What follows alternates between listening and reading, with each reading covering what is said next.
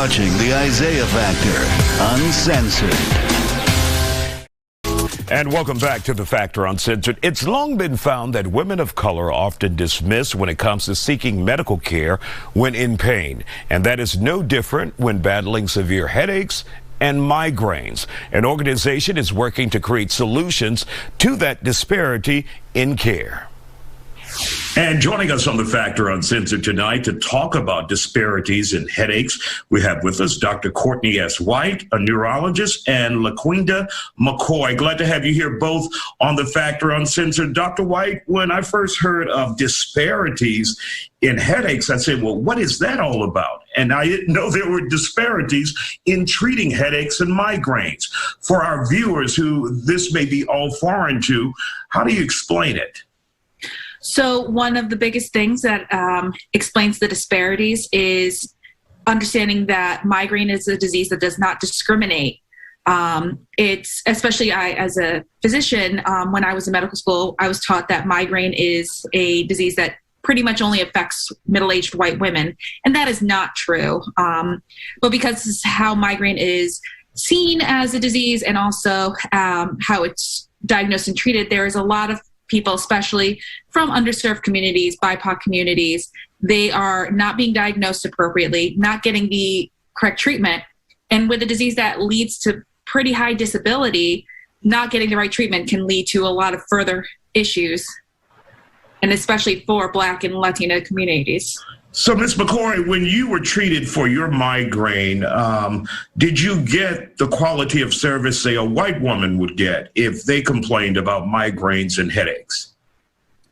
I feel like, no, I don't feel that was, I got the same treatment. I've been suffering with migraines since I was 13 years old, and I didn't get diagnosed until I was, 24 or 25. So that's a long time to go without any answers as to what really migraine was. So I felt like if it wasn't for my skin tone, I feel like I would have been diagnosed a lot sooner. What were you told when you were visiting the doctor with your headaches and migraines? Right. So I was never told I had migraines. I just, I was getting these migraine attacks, but I just thought that they were headaches. And I was going back and forth to the emergency room, and, they were saying, there's nothing wrong with you. They would do migraine scans, CTs, and everything would come back normal. And, they would just say, you have bad headaches, and there's, it's nothing we can really do. But I never got the treatment when I would go to my regular physician. So that caused a lot of problems because I just kept going back to the emergency room. I didn't know what else to do. Dr. White, is that typical in cases where there are people of color who complain about severe headaches, migraines, and they don't get the attention that they need or deserve? That is correct. So migraine is a clinical diagnosis, and it's more than just a headache. So you have headache, but you can also have associated nausea, vomiting, sensitivity to light, sensitivity to sound. A lot of people will have normal scans, MRI scans, brain scans, and the treatment is really to decrease the symptoms.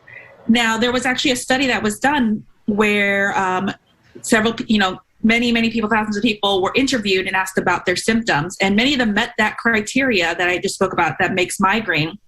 And then these participants were asked, were you diagnosed with migraine by a physician? And we found that the percentage of people who were Black and had the criteria for migraine, there was a higher percentage of them who probably had migraine but had never been diagnosed compared to their white counterparts. So now, is this bias on behalf of the medical industry, individuals, medical professionals who don't take it as serious when it comes to people of color? I think that has a lot to do with it. For example, there are studies that show that still a substantial part of medical schools still kind of create this idea that Black people have thicker skin and that they don't experience pain the same way that white people do. And there are even textbooks that have been recently published as recent as 2017 that say that Black people do not experience pain as much as white people. Unbelievable. Yeah.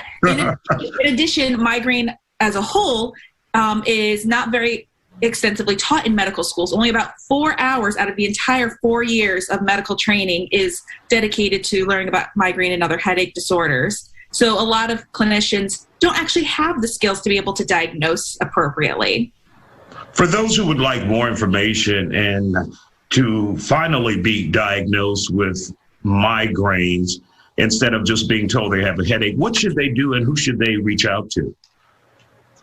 I think one of the greatest resources that we have are patient advocacy groups. So both LaQuinda and I work with the Coalition for Headache and Migraine Patients, CHAMP, and they provide patient resources on what migraine is, what treatments are available, and also it gives you a community that is able to talk with other people so you know that you're not alone, because migraine is definitely a lot more common than we think. About 1 in 7 people have migraine disease.